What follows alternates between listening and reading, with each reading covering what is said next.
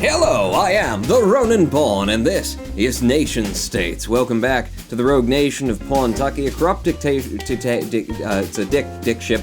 The rogue nation of Pawtucky is a huge, environmentally stunning nation renowned for its public floggings, frequent executions, and ban on automobiles. Yes, we are still very dedicated to bicycling. The sizable but sluggish Pawtuckian economy, worth 8 trillion beers a year, more than any child could possibly consume, relies mainly on pizza delivery, apparently. I don't know. With an average income of 30,633 beers a year, each Pawtuckian is not well armed, apparently. We're 69th in Pennsylvania for most armed. We're 69th. I think we've hit the mark. So we have a look at Pennsylvania, just see what's going on around here. In the category of most armed, the nomadic peoples of initiates of person is leading the ranks. Well, don't you wish you were 69?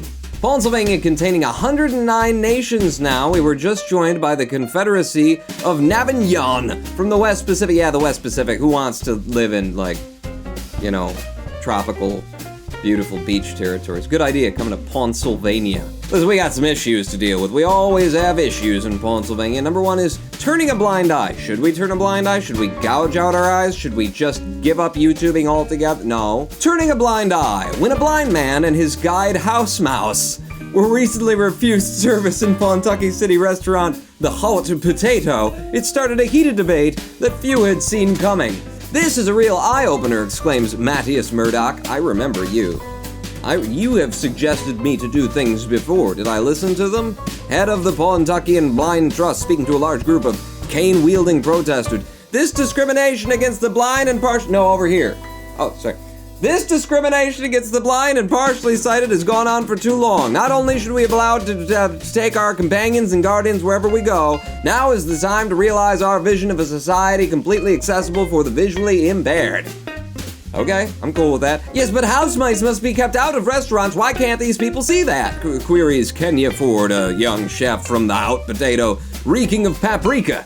It's not that I don't understand, really I do, but it's a health issue, you know. Imagine that thing entering the kitchen. You'd get their fur or scales or whatever you have all over the buffet. She asserts confidently, well, her sweat trickles down into tonight's baba ganoush.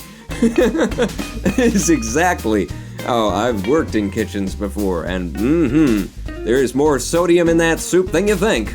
He should just tie his house mouse outside along with any other mutt. They still have their canes, don't they?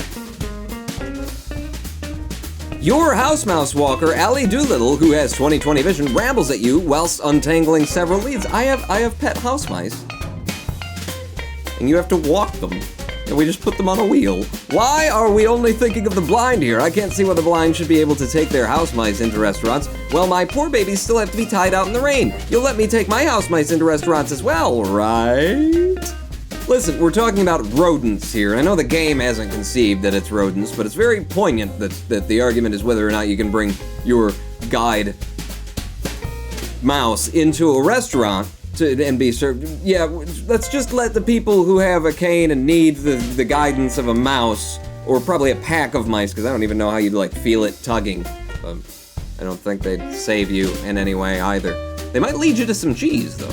Every week is Blindness Awareness Week. Diverse options for Pawtucky's varied youth. Comedy, drama, rural box office as action flicks fail. School fate, huge success. Teen Belts working deep space. I was losing it early. Queen of the Hill, address 30 issues. I am the queen of... Oh. They know more than they know. Ooh, the pizza delivery industry took a hit, maybe because there's mice in the kitchen now. The Pepperoni Propulsion Productivity Index has fallen 14.8%. Well, there's no time to look back, just order another one. We're whipping up a controversy. Amnesty Interregional has repeatedly ranked Pawtucky as one of the worst human rights abusers in the world. What are you talking about? I take care of everyone, and the people who I don't take care of don't deserve it.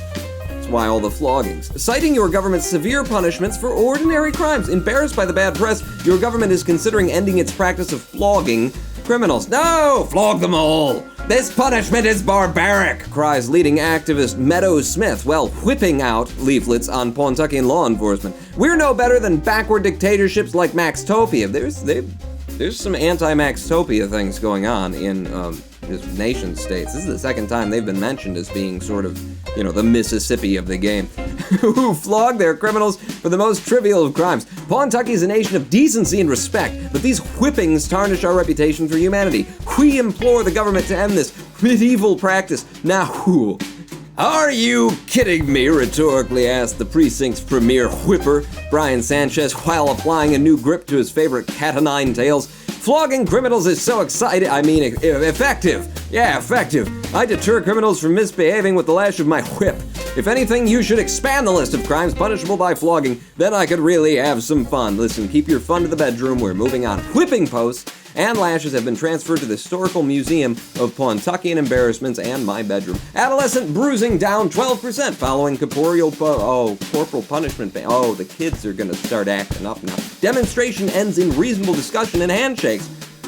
That's very probably you just didn't stick around long enough. They all got drunk and argued about who won the last football game. All right, I don't know, I'm softening up in my old age. They say the Zen master comes in like a lion and out like a lamb, and, we can reserve flogging for, it's Saturday night. Who wants a facelift? And I do. I am far older in these lines than I should be. After a prominent artist was arrested for attempting to chisel the historic frontage of a particularly ugly courthouse into a sculpture, architectural firms and aspiring artists have petitioned you to renovate crumbling government buildings. These old buildings are ugly and falling apart, bemoans aspiring artist Oswald Wilson. Stop it. Well, I said stop it. Painting nude artwork of you as a form of protest. Oh, well, let me just pose. On the seventh day of clickbait, you get to me. If you let artists redesign your buildings, even amateurs, I guarantee the future of our nation will be more colorful, creative, and interesting. All we need is your permission and lots of paint. I love this idea. Straight out of the gate. Sure, let's have it. Let's make it fun. Let's put our generation's stamp on the ways of old. Let our children's children remember the court building. I'm thinking, you remember how, the Joker's hideout in the early Batman series was always purple? Green?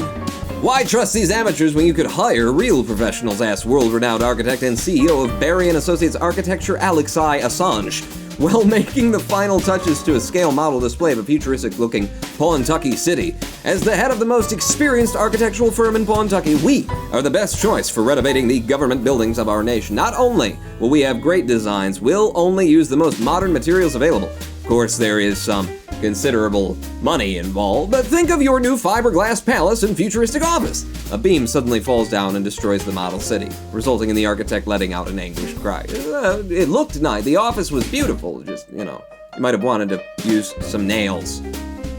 Or Apple. Screws are rather convenient. Is opportunity for Roger Pond.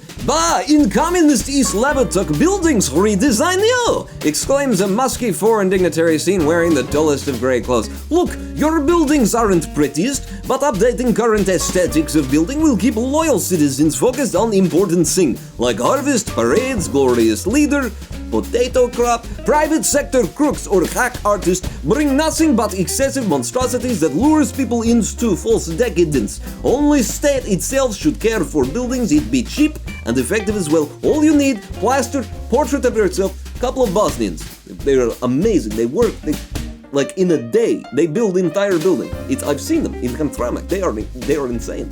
Why fix our buildings at all? Queries the eccentric curator of the Pawtucket City National History Museum while punching a hole in your wall. These old buildings are best enjoyed as part of history.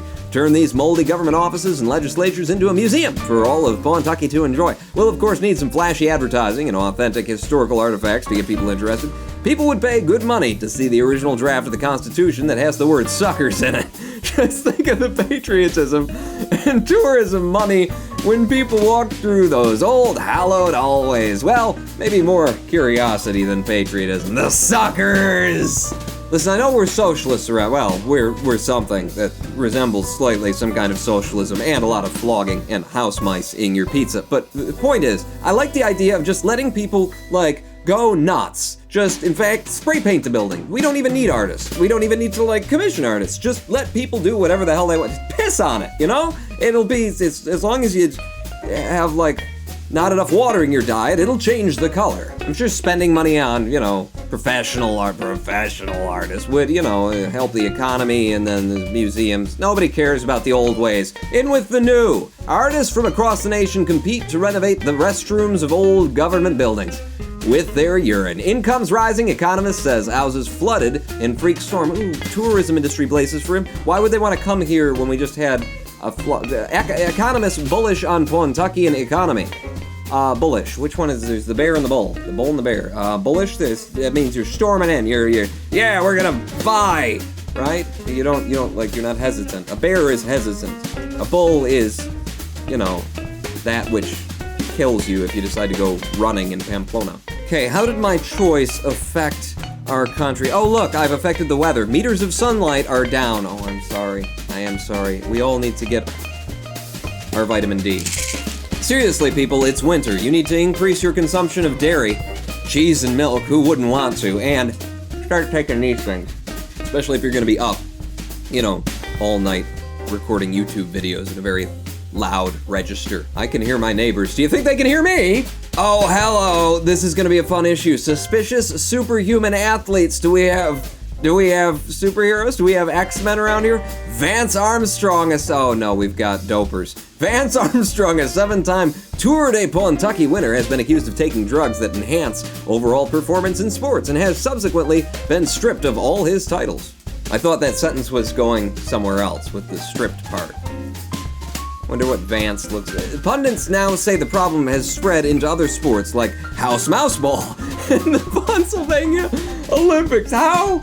Like, the developer of this game and I are just on the same friggin' wavelength. And Max Berry, is the author of this, but it's actually the community that contributes ideas for what the issues are gonna be. And man, we are just eye to eye, in the third eye too, especially the third eye. They might as well put on capes and masks to go with that spandex, exclaims Sports Commissioner Michael Poe while reviewing a video of a recent Olympic tryout. I've seen weightlifters lift 200 kilograms for 5 minutes straight and marathon runners not even looking tired in the 40th kilometer. We need tighter doping laws in all sports and better drug testing equipment. For the sake of fairness in all sports in Pontucky, we need to test every athlete we can. Why? Why?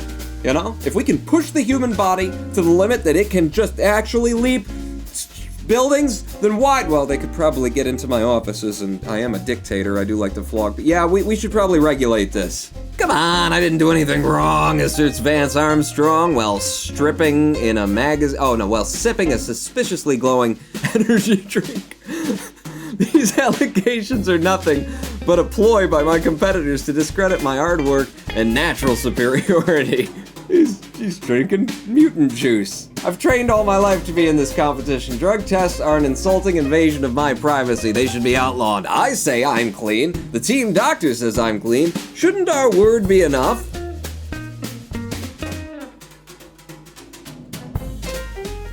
I don't really understand what the issue is, muses Pablo Mambota, a burly small-topian diplomat from a couch in the executive lounge. I watch sports to see the best compete against best. Okay, he's ignoring a lot of articles. I've been putting them in, and I don't think I'm supposed to. Who cares if they take drug or drinking chemical to be stronger and fast? Yeah, I'm definitely not supposed to.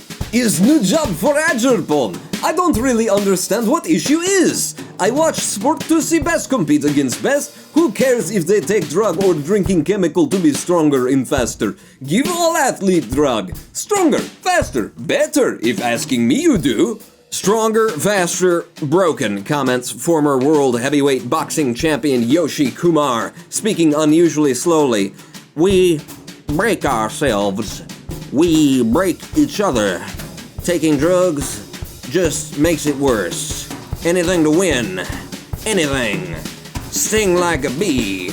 Butterfly like a drug. The problem is sports. If you value athletes as people, as human beings, you need to ban organized sports. This guy's been beat in the head most of his life. He's not a fan anymore. Listen, Yoshi Kumar, I don't think you were the, smartest in your graduating class when you got into the sport where people beat each other in the place where we keep our brains. I mean, listen, I'm not saying that you can't be a smart, but I'm just saying if you didn't know that this was what was gonna come. I hate to make a thoroughly uninteresting decision here, but I don't want to ban sports. I think sports are cool, and like I say, if you decide to step into the ring, that's part. If you're gonna play football, guess what? You're gonna get injured occasionally. So yeah, this one, it's supremely boring, but invasive drug testing is now performed at elementary school sports days. We've got to make sure Foursquare is regulated. Recreational drug use is down. Pineapple fondness rating fell by 36.1%. Oh. No. I just want people to stop doping in sports. If you're not, competing in something in particular, feel free, 420 blaze it.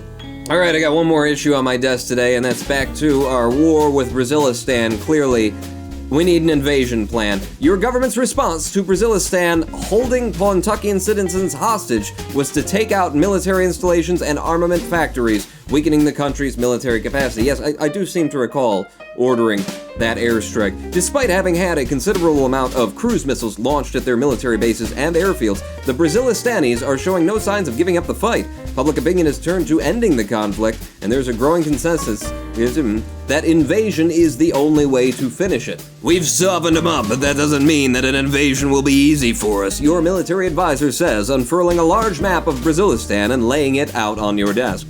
If we land here, here, and here at these beaches on the west coast, we can march to the capital and wipe out any resistance we come across. We'll need to do it in overwhelming numbers. If it's to be any effective, though, it's likely we'll lose a significant number of personnel. It just kind of trails off, We'll be unnecessarily putting thousands of lives at risk if we do that, your chief of staff chimes in. What we need to do is take out the boys at the top, chop the head off the snake, as it were. If we cripple the chain of command by a decisive strike to the heart of Brazilistan, I think we'll find the invasion will go much more smoothly. We should be able to, oh yeah, okay, yeah, that's gonna help you sell your pitch here. We should be able to airlift our best commandos into the capital without too much difficulty. I trust them to complete the mission. Do you? So we're just gonna, Navy SEAL our solution? Sounds kinda cool. Invasion will cost our soldiers their lives, and we shouldn't put a single citizen's life at risk, your Minister for Domestic Affairs muses loudly. Brazilistan is proving tougher than expected. Their resistance is admirable, but it's time to put this whole thing to rest, I think. I suggest we go nuclear. It keeps coming back to this. Couple of bombs in a couple of hours, and this whole thing will be done by tea time. They keep bringing it up, and I've got public domain footage of.